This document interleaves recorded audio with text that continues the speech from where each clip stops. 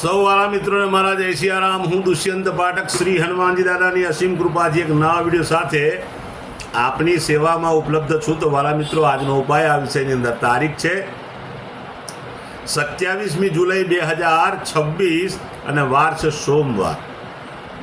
વાલા મિત્રો, પંચાંગની જો વાત કરું, અષાઢ મહિનો ચાલી રહ્યો છે, શુક્લ પક્ષ ચાલી રહ્યો છે, સાથે સાથે મૂળ નક્ષત્ર વૈધૃતિ યોગ છે, ધનુ રાશિનો ચંદ્ર અને કર્ક રાશિનો સૂર્ય છે.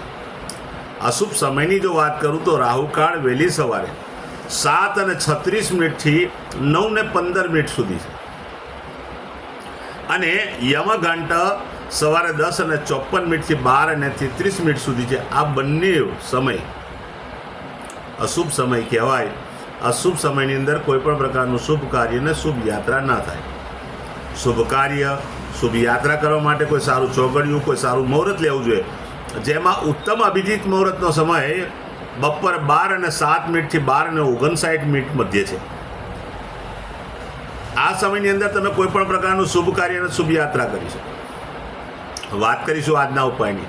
વહેલી સવારે સ્નાન કરવા બેસો ત્યારે પહેલાં તો નાવાના પાણીથી શરીરને ભીનું કરી લેજો. ત્યાર પછી 50 ગ્રામ જેટલું દૂધ લેજો અને તે દૂધ પોતાના શરીર પર એનો લેપ કરજો. મોઢા પર, છાતી પર, આખા શરીર પર લેપ કરવાનો છે. માત્ર માથાના વાળમાં અને પગના તળિયાની અંદર દૂધનો લેપ કરવાનો નથી. દૂધ લગાડ્યા પછી ચોખ્ખા પાણીથી નહાવાનું છે.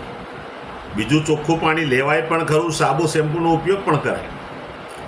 સ્નાન થઈ જાય ત્યાર પછી કપડાં પહેરી લેજો અને દૂધનું જ તિલક તમારે કપાળમાં અને નાભી પર કરવાનું છે. તિલક થઈ ગયા પછી સીધું સંધ્યાકાળે પશ્ચિમ દિશા તરફનું મુખ રાખવાનું. શ્રી હનુમાનજી દાદાને એક કાગભૂષણની રામાયણજીનો પાઠ અને એક હનુમાન ચાલીસાનો પાઠ દાદાને અર્પણ કરવાનો. બસ નાનો આટલો સરળ ઉપાય. રાત્રે સૂતા પહેલા પોતાની પથારીમાં બેસવાનું, પલાઠી વાળવાની, ઓમ કૃષ્ણાય વાસુદેવાય હરે પરમાત્મને પ્રણત ક્લેશ નાશાય ગોવિંદાય નમો નમઃ આ મંત્રની માળા કરી લેશો એટલે આજનો ઉપાય કમ્પ્લીટ થઈ જશે. જે મારા વાલા મિત્રનો જન્મદિવસ 27મી જુલાઈ 2026 અને સોમવારના દિવસે છે, બધા જ વાલા મિત્રોને સૌપ્રથમ તો જન્મદિવસની શુભકામના. શ્રી હનુમાનજી દાદા તમારી મનોકામના પૂર્ણ કરે, બલબુદ્ધિને વિદ્યા આપે, તમારું અને તમારા પરિવારનું રક્ષણ કરે. ઉપાયના ભાગરૂપે મેં કહ્યું તે પ્રમાણે સ્નાન અને મેં કહ્યું તે પ્રમાણે દૂધનું તિલક કરવાનું છે. આટલું થઈ ગયા પછી તમારે ગૌશાળાએ જવાનું. સૌપ્રથમ ગાયોની પરિક્રમા કરવાની છે. ગાયની પરિક્રમા કર્યા પછી ગાયોને લીલું ઘાસનું દાન આપવાનું છે. ગાયોની સેવા કરવાની છે, ગાયોના આશીર્વાદ લેવાના છે. તમારે ત્યાં જે ભોજન બન્યું તે ભોજન પણ ગાયોને અર્પણ કરવાનું છે. આટલું કાર્ય થઈ જાય ત્યાર પછી સૂર્યાસ્ત પતી ગયા પછી સંધ્યાકાળ થાય ત્યારે દૂધમાં બનેલી કોઈ પણ મીઠાઈ નાના નાના બાળકોને, જરૂરિયાતમંદ લોકોને, વડીલોને, શ્રમિકોને, ગરીબોને તમે ભેટ સ્વરૂપે આપી શકો. બસ આટલું જ કરી લો. આખું વર્ષ આનંદ સહિત પસાર થશે. બહુ મોટો બીજો કોઈ પ્રયોગ કરવાની જરૂરિયાત નથી.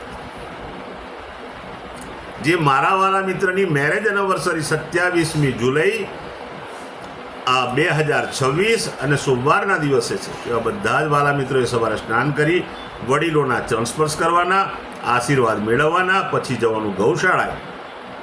પતિ અને પત્નીએ ગાયોની સેવા કરવાની, ગાયોની પરિક્રમા કરવાની, ગાયોને લીલું ઘાસનું દાન આપવાનું.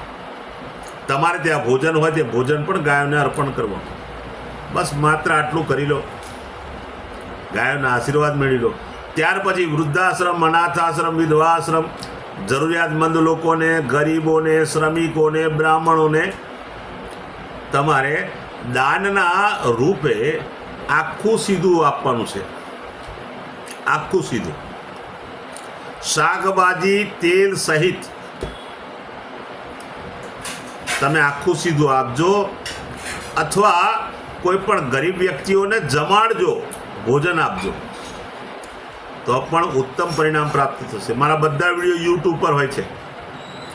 મારી ચેનલનું નામ છે દુષ્યંત પાઠક. મારી ચેનલને સબસ્ક્રાઈબ કરજો, બેલ આઇકન અવશ્ય દબાવજો. હું નિયમિત એક વિડીયો મૂકું છું.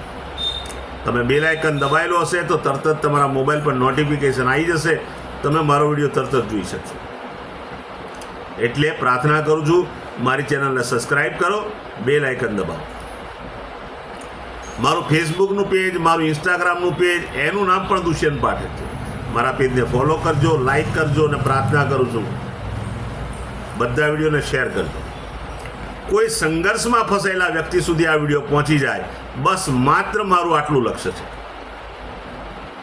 હું નિયમિત એક વાત પ્રમાણિકતાથી કહું છું કે મારો એ વિડીયો એકવાર જોવાથી કે એકવાર ઉપાય કરવાથી 24-48 કલાકમાં કોઈ પરિણામ નહીં આવે.